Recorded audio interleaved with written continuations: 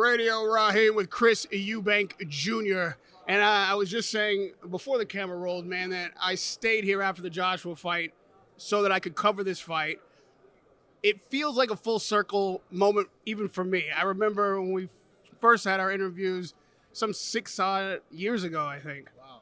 Yeah, and the conditions were very different. And if I'm honest, people were being critical of you and your father's approach to business and boxing. They still are. They still are, but you've come to this moment now where you're the main event fighter. You're the flagship of a new era at Sky Sports. And even then, you both said that this moment would come and you respected yourself and your talent in a way that you trusted that you could bring yourself to a moment like this. Can you talk to me about what the journey has been like, not just as a fighter, but as a businessman, to put yourself in a position like you are this Saturday night? I mean, it's been a hell of a journey. And we always had that belief that we would end up in a position like we're in now. That was always the goal, which is why we didn't, sign our lives away to any particular promoter or any particular deal. We always kept the powder dry, I guess you could say, because we knew an opportunity like this would come. As long as we kept winning, as long as we kept performing, as long as we kept dedicated to the sport and true to ourselves, we knew we'd be here. And now we're here at the beginning of what's going to be an epic journey on Sky Sports. Any fighter worth his salt will tell you that you learn every time in the ring. And I've never been one to consider undefeated as the moniker of who's the best. In fact, I find sometimes in defeat and then a success thereafter, fighter learns how to be better. Canelo is a great example of that. If you written him off after the Mayweather fight, well, what would we have missed? A fighter who is willing to learn and develop and grow can be better than he ever was had he not faced defeat. Can you talk to me about what it has done for you, clearing those hurdles, and now in this moment, how it helps you proceed forward with success? Well, listen, I didn't have to go and spend a year and a half with Roy Jones Jr. on a farm in the middle of nowhere in Pensacola, Florida.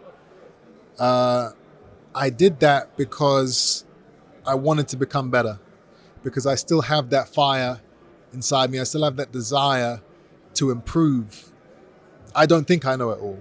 Yes, I've had 30 wins, but that doesn't mean that I can't be a better fighter. That doesn't mean I know everything. I could have stayed in the comfort of my own home. I could have stayed in Vegas in my apartment, my nice apartment out there, or my house in England, but I chose to rough it. I chose to be out there, no friends, no family, and to dedicate myself. And I feel like I've actually become a better fighter for it. A lot of fighters probably declined during COVID because they weren't active. I wasn't active, but even though I wasn't active, I still was learning each and every day from a legend. I'm still hungry, I did learn from defeat, and I learned that there's still so much more to learn. And Roy, what better teacher could you ask for? Especially for someone like me who can implement the things that he's showing, because not everyone can understand or do the things that he says. He was a very unique fighter, a very unique athletic ability and capabilities. So if you get a big heavyweight or something that comes into his gym and he's telling him to do certain things, he's probably not going to be able to do it. He's not going to be able to use that advice in a fight. For me, I could do everything that he was telling me. I have that same athletic ability. I have those same reflexes. Now it's about the mindset. That's the big thing that I've learned with Roy, is the reasoning behind what you're doing. Now I'm thinking about what I'm doing in the ring. It's not just reactions and instinct and being fit and strong. And, I'm thinking about what I'm doing. There's a reason behind everything. There's a strategy. There's a game plan. And I'm excited to show it all off over the next 12 months here on Sky Sports. And in keeping with that, boxing is often adjustments.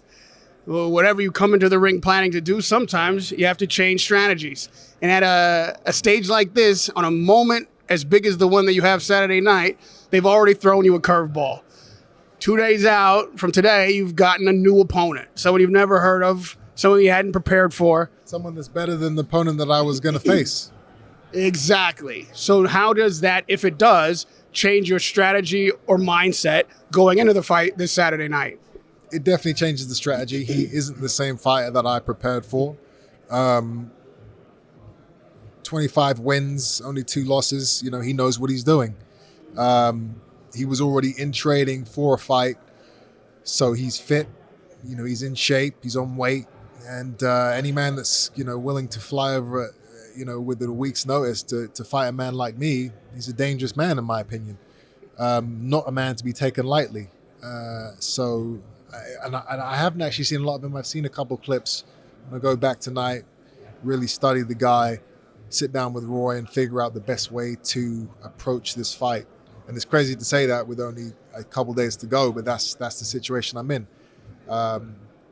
It's boxing, you got to roll with the punches, no pun intended. When athletes come into the spotlight, such as you have, and for as long as you have, even though you're a young man, people have gotten to know you on the screen and in the ring. Sometimes they forget that we're all human, even the athlete, even the star. It's not just the challenges physically that you have to face as a boxer on Saturday night. There are mental challenges all along the way, just being a human and having to live life as we all do on the planet. And I would be remiss if I didn't mention how difficult it must be to come forward through tragedy in your personal life and persevere and stay focused on a professional goal. So if you're happy to speak about it, if you're not, I respect that. Is that journey difficult for you, having the challenge of overcoming a death in your family as close as your brother? Absolutely. I've never experienced or been through anything like this in my life, especially not leading up to a fight. It was actually the only time ever in my career, amateur or pro, which I considered not fighting just because of my mental state. But I came to the conclusion that my brother would have wanted me to continue doing what I'm doing, continue reaching for those goals and to continue being the fighter that I am. So we're here. Will what's happened affect my performance? I don't know. I've never been involved. I've never had anything like this happen to me. I'm confident. I feel good. For me, it's just a mental thing. But I believe that everything that I've done through my career, all the hardships I've been through, have prepared me for something like this, for me to be able to still go out there and do what I need to do to win. And this fight will be dedicated to my brother. You have to excuse me, I'm a little more choked up than you are, having a name in boxing to carry forward, a legacy that reaches beyond your generation to your father, obviously. I can relate to that. What is it that you want the junior after Eubank to bring to the name Eubank in the sport of boxing when this thing is done? Now that you're the one carrying the legacy forward, the spotlight is on you, how would you like the Eubank name to be carried forward legacy-wise after your journey? I feel like I have made my own legacy and I'm continuing to do so with each and every fight. For me, it's just being the best fighter I can be. I'm not trying to live up to anybody. I'm not trying to prove anybody wrong or prove anybody right. I'm just trying to be the best man I can be in the ring, outside of the ring. And as long as I'm true to myself, the legacy, what I leave behind, it will be good. It will be positive. As long as I know that I've tried my best and that I've done everything I could do to be the best fighter I can be, I'm satisfied. Good luck on Saturday night. It's been a pleasure to watch you in your career come to this moment. Your new journey with Sky Sports, I'm certain, will be successful. And it's been a pleasure to cover you, and it'll be a pleasure to cover you this Saturday night. Radio Rahim with Chris Eubank Jr.